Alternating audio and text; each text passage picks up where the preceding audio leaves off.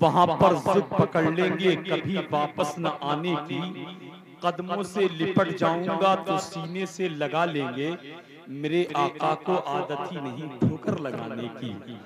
बहुत अच्छे अंदाज में शायर इस्लाम तस्लीम रजा बरेलवी ने पढ़ा है। मैं तो बैठा बैठा ये सोच रहा था कि अगर ये 1947 में अगर पैदा हो गए होते तो अंग्रेज जिस तरीके से हमारे मुल्क से कीमती कीमती चीजें चुरा के ले गए, मैं सोच रहा था कि इन्हें भी चुरा के ना ले जाते। लेकिन खुदा का शुक्र है इस वक्त ये कौम की अमानत बने हुए हैं। बहरहाल इन्होंने तरन्नुम में पढ़ा है, मैं तहद में शेर पढ़ता हूँ, कितना अच्छा सुनते हैं। जरा मुस्कुरा के एक मर्तबा कह दीजिए सुभान अल्लाह, और मुस्कुरा के बोलिए या रसूल अल्लाह, के पहले तो बूंद मदीने की मिला लेते हैं, फिर यहीं बैठ के पीने का मजा लेते हैं। इतनी दौलत भी नहीं तेरे खजाने में यजीद, जितनी शब्बीर के दीवाने लुटा देते हैं। अरे क्या बात है यार, तस्लीम रजा पढ़ रहे थे, आप नोटों से भी बोल रहे थे, होठों से भी बोल रहे थे। हम तो सोच रहे थे ख्यालों फिक्र की दुनिया हसीन रखते हैं, महकती शेरों सुखन की जमीन रखते हैं। हर एक शेर पे पैसा निकलने लगता है, ये एटीएम से भी अच्छी मशीन रखते हैं। और अब अपना हाथ तो ये है कि दीवानगी में कम न थी कुछ अपनी जिस्तजू, हम बेवफा जहां में वफा ढूंढते रहे, महरूमियों के इस दौर में किन हसरतों के साथ हम आलू की बिरयानी में बोटी ढूंढते रहे। खैर अल्लाह आप लोगों को सलामत रखे। मैं थोड़ी सी दूर हो जाए, बुजुर्ग हजरात भी बैठे हैं, लेकिन नौजवान भी हैं, नौजवान जरा बोलते रहें और थोड़ा मुस्कुरा के जरा बुलंद आवाज से बोलते रहें या रसूल अल्लाह। अब आपको कमजोरी नहीं दिखाना है बल्कि सुभान अल्लाह बोलना है। यकीन जाने आप खुशनसीब हैं कि आप नबी के जलसे में बैठे हैं। हजरत बैलूल दाना तो अक्सर कब्रिस्तान में बैठते थे। एक मर्तबा हारून रशीद बादशाह का गुजर हुआ तो हारून रशीद बादशाह ने कहा बैलूल दाना आप अक्सर कब्रिस्तान में बैठते हैं, आइए निकल के आइए कभी शहर की तरफ, बस्ती की तरफ। तो बैलूल दाना ने कहा क्या करेंगे शहर में आकर, शहर से तो चल के लोग खुद इधर आ रहे हैं। समझ रहे हैं? तो आप खुश नसीब है। नींद तो नहीं आ रही है? खैरियत है सब? नींद तो नहीं आ रही? हाथ उठा के बताओ जरा कितने लोगों को नींद आ रही है? माशाअल्लाह नहीं आ रही है, ये बता रहे नहीं आ रही है। मैं चाह रहा हूँ बेदार हो जाए, जरा सुस्ती दूर हो जाए, कमजोरी मत दिखाइए। माँ के हवाले से मैंने शेर पढ़ा था, मैं माँ के हवाले से शेर पढ़ता हूँ। और बच्चा डॉक्टर बने, आलिम बने, मुफ्ती बने, हाफिज बने, इंजीनियर बने, करोड़पति बने, ये सब माँ बाप की दुआओं का असर होता है। मैंने कल शाहजहानपुर में भी माँ के हवाले से शेर पढ़े थे, लोगों ने इस्तकबाल किया था। मैं देखूं आप कितना अच्छा सुनते हैं। शेर सुन ले, जो लोग माँ से मोहब्बत करते कंजूसी नहीं करेंगे, मुस्कुरा के बोलेंगे सुभान अल्लाह। शेर सुने के मेरे सर से मेरी सारी मुसीबत डाल देती है, मेरी माँ मेरे दामन में दुआएं डाल देती है। मेरे सर से मेरी सारी मुसीबत डाल देती है, मेरी माँ मेरे दामन में दुआएं डाल देती है। परेशान हो अंधेरों से तो जाओ माँ के कदमों तले, वो जब चाहे मुकद्दर में उजाले डाल देती है। माँ से बड़ी मोहब्बत करते हैं, अल्लाह इन्हें सलामत रखे। एक बात बता दूं, आप शायर साहब को इनाम दे रहे थे नीचे डाल रहे थे, लेकिन नकीर को कभी कभी मुकद्दर से मिलता है। मैं नीचे नहीं बल्कि मोहब्बत से जेब में रख लूंगा।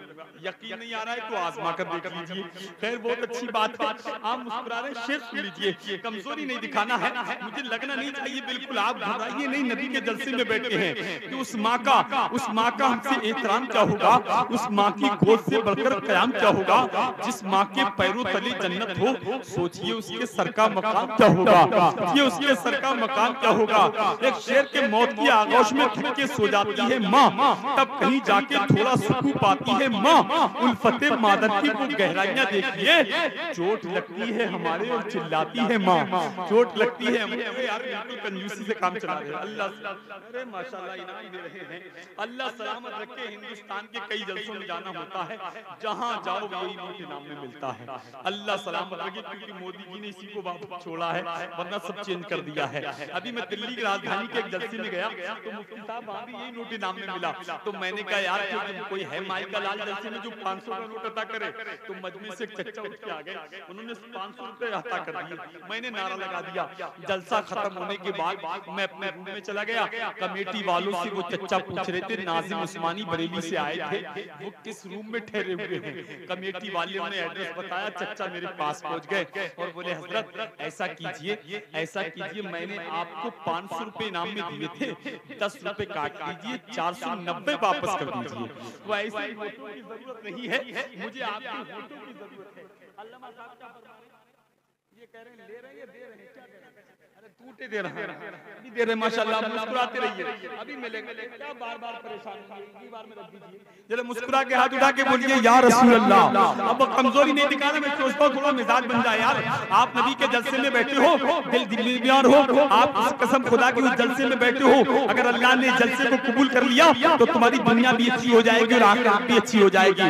यार एक 6 साल के बच्चे की माँ का इंतकाल हो गया, 7 महीने के बाद उसके बाप ने दूसरी शादी कर ली। 8 महीने के बाद उस बच्चे के दोस्त ने उस बच्ची से मुलाकात की और पूछा, बेटा ये बताओ, जो तुम्हारी पहले वाली माँ थी, सगी माँ, ओरिजिनल माँ, वो सच्ची थी या ये सौतेली माँ ही ये सच्ची है? तो उस बच्चे ने कहा, यार दोस्त, जो मेरी पहले वाली माँ थी ना, सगी माँ, ओरिजिनल माँ, वो बहुत झूठी थी, ये जो सौतेली माँ ये बहुत सच्ची है। दोस्त ने कहा, यार क्या झूठा फलसफा बयान कर रहे हो, और ये हकीकत बात है। बच्चा जब जब बोलता है सच बोलता है, झूठ को उसके माँ बाप सिखा देते हैं। जैसे जैसे एक शख्स ने दरवाजे पे दस्तक दी, आप घर पे हैं, तो अंदर से बाप ने बेटे से कहा, बेटा बाहर जाके कहना अब्बा घर पे नहीं है। बच्चा निकल के बाहर आया, आने वाले से बोला, अब्बा कह रहे हैं कि अब्बा घर पे नहीं है। जो बाप ने कहा वही बच्चे ने कहा। तो 6 साल के बच्चे ने कहा, यार मेरी पहले वाली माँ बहुत झूठी थी और ये सौतेली माँ बहुत सच्ची है। दोस्त ने कहा, यार झूठा फलसफा है। तो यकीन जानो, उस 6 साल के बच्चे ने आंख में आंसू लाके कहा था, यार दोस्त, जो मेरी पहले वाली माँ थी ना, सगी माँ, ओरिजिनल माँ, वो इतनी अच्छी थी, इतनी सच्ची थी, इतनी मोहब्बत करती थी। वो मुझसे कहती थी, बेटा अगर तू स्कूल नहीं जाएगा तो मैं तुझे बहुत मारूंगी। मैं स्कूल नहीं भी जाता था, फिर भी वो मुझे नहीं मारती थी। वो कहती थी, अगर तू शरारत करेगा तो मैं तुझे खाना नहीं दूंगी। मैं शरारत करता भी था, फिर भी वो टाइम पे मुझे खाना देती थी। अब समझ गए सगी माँ क्या होती है? जो समझ गए वो कंजूसी नहीं करेंगे। हाथ उठा के बोले सुभान अल्लाह। शेर सुन ले, उस माँ का हमसे एहतराम क्या होगा? उस माँ की गोद से बढ़कर प्याम क्या होगा? जिस माँ के पैरों तले जन्नत हो, सोचिए उसके सर का मकाम क्या होगा? सोचिए उसके सर का मकाम क्या होगा? बेटा बहू के पल्लू से बाहर ना सका, माँ बाप का जो हक था उसको ना निभा सका। बेटे के जन्मदिन पे लाया है वो आज कार, जो अपने बूढ़े बाप का चश्मा ना ला सका, जो अपने बूढ़े बाप का चश्मा ना ला सका। एक शायर कहता है, खुशी से भाई को अपना हिस्सा छोड़ दिया, ये हुक्म मेरी माँ का था, मैं टालता कैसे? तलाक देना उसे इसलिए जरूरी था कि बूढ़े बाप को मैं घर से निकालता कैसे? आइए इन्हीं मिसरों के साथ आपकी समातों की दहलीज पर हिंदुस्तान का वो अजीम खतीब, हिंदुस्तान का वो अजीम खतीब, वो अजीम लहजा जो इस वक्त बड़ी तेजी के साथ हिंदुस्तान की बड़ी बड़ी स्टेजों पर चमकता दमकता नजर आ रहा है। खतीब अहले सुन्नत, मुजाहिद इस्लाम, मुजाहिद सुन्नियत, खतीब लासानी, आशिक महबूब सुभानी, हजरत अल्लामा मुफ्ती मुदस्सिर हुसैन साहिब किबला उत्तराखंड की आमद हो रही है। मोहब्बतों के साथ इस्तकबाल कर ले, बुलंद आवाज से नारा लगा ले, नारे तकबीर, नारे रिसालत, मसलके आला हजरत, जश्न ईद मिलादुन नबी, नारे तकबीर। बुलंदी देर तक जिस शख्स के हिस्से में रहती है, बहुत ऊंची इमारत हर घड़ी खतरे में रहती है। ये ऐसा कर्ज है जिसे मैं अदा कर ही नहीं सकता। मैं घर जब तक न पहुंचूं मेरी माँ सजदे में रहती।